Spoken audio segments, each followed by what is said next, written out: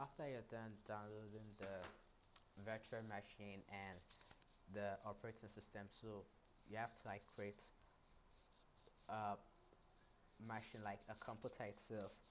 So it's very simple. So what you do is you click on new, then you type in the name you like to name your system. So I'll be naming mine Windows 7.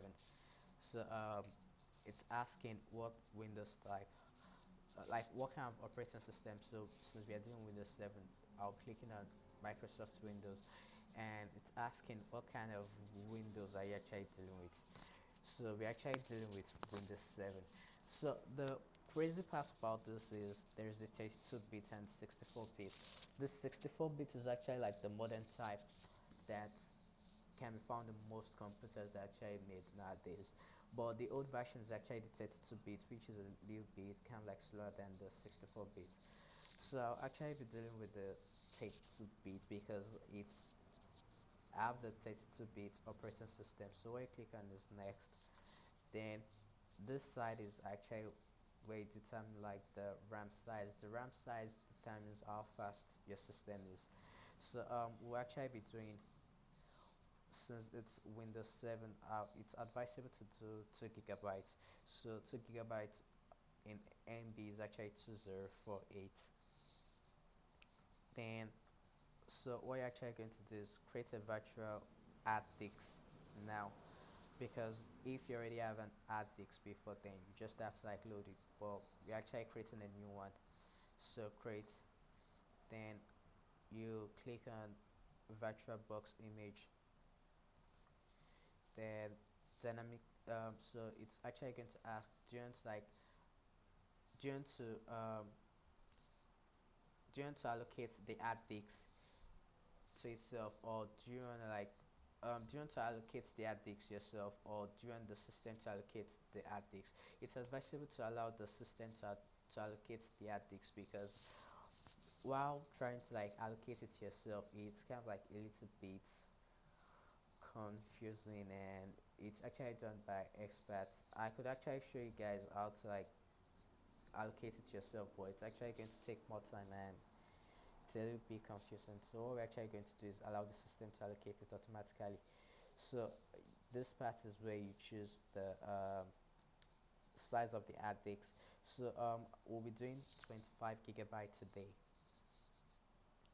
So it's going to actually create enough space for that. So after you're done, then your system is actually created, but the system cannot run right now because there is no software on the system.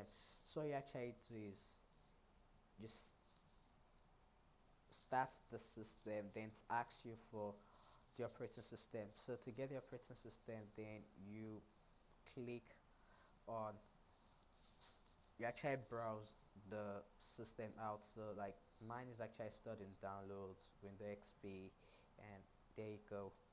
So this is the iOS. iOS is the operating system. It's a disk format of the operating system. So what you actually do is you click start, then you actually ignore this. You click cancel, then so it starts, and yeah.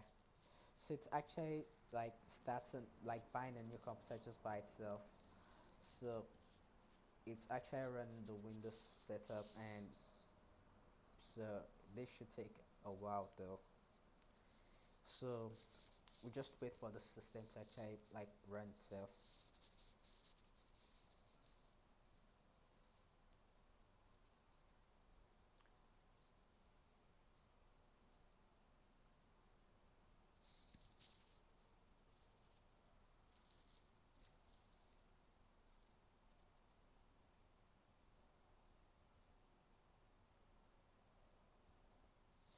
So when the setup is almost done, it should show setup is starting Windows. Then after this, then it asks, do you want to use the unpartitioned space? That's the hard disk, the 25 gigabyte you actually allocated for the system.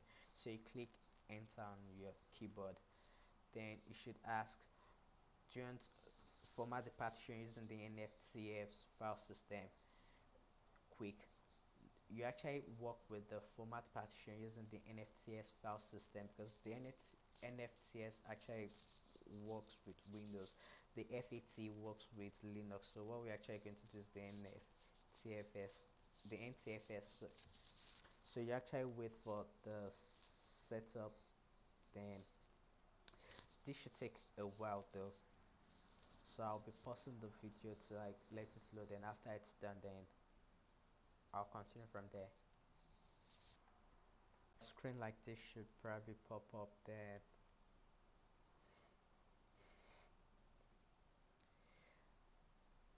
And there you go. Oh, I'm actually sorry, it's actually Windows XP we're actually running, not Windows 7. So yeah, I'm sorry about that, but yeah, Windows XP. So a screen. Then I guess after all of this is done,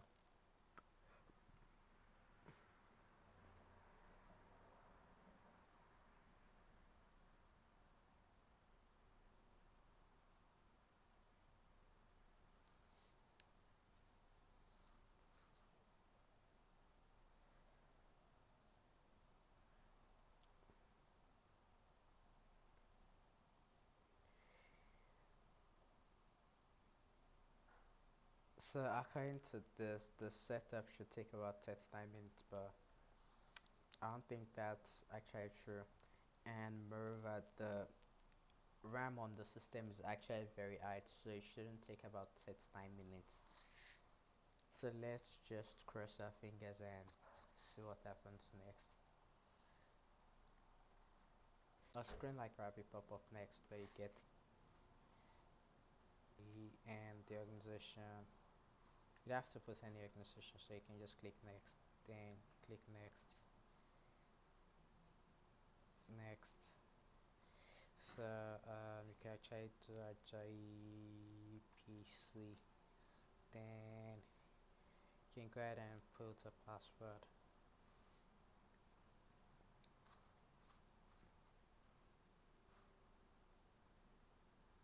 So then you decide to like choose the date and time. So we're actually going to do the 6 Central America time. Then yep. Then you should probably wait for a few more minutes for this to get done. So we'll cross our fingers and wait for about a few more minutes. Then it should be done. So after the setup is actually, so right now it's currently rebooting. So you should probably just go straight to the welcome screen. So yeah.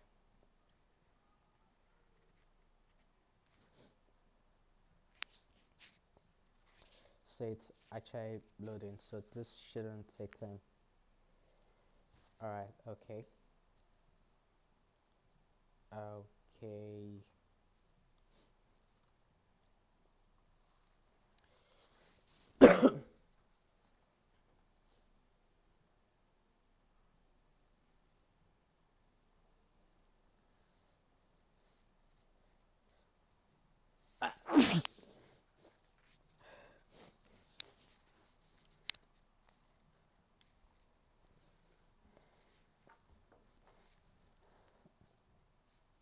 All right. Welcome to Windows XP.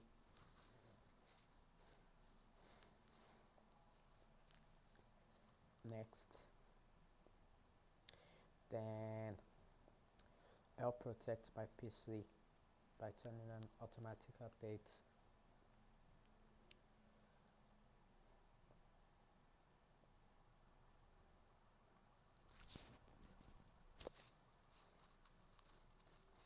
So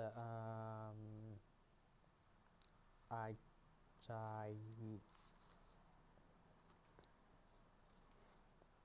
finish.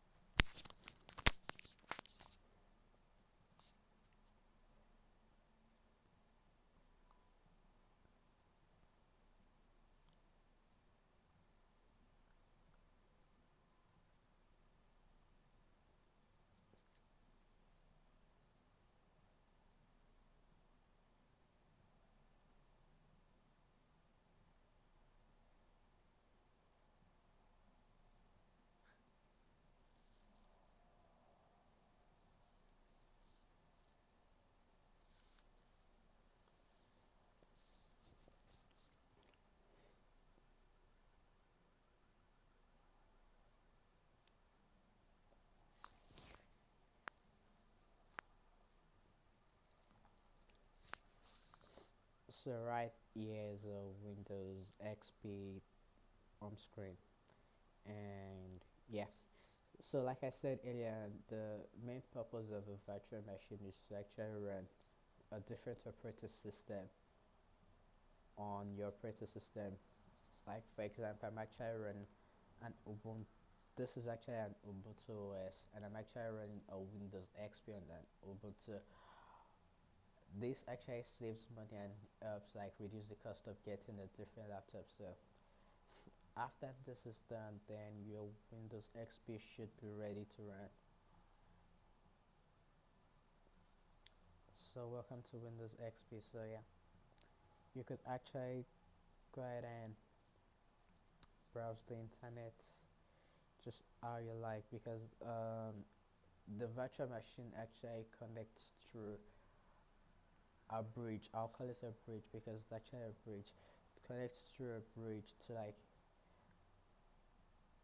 allow your lap your your micro the new operating system to actually run, like to actually use the internet. So this is actually the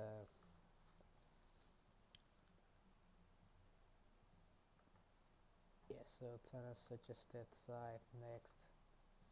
Use express settings. Finish. So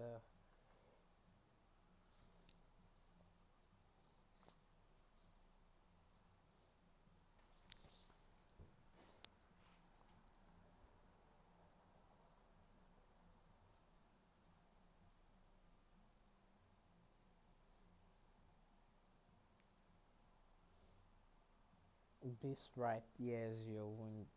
So you could actually download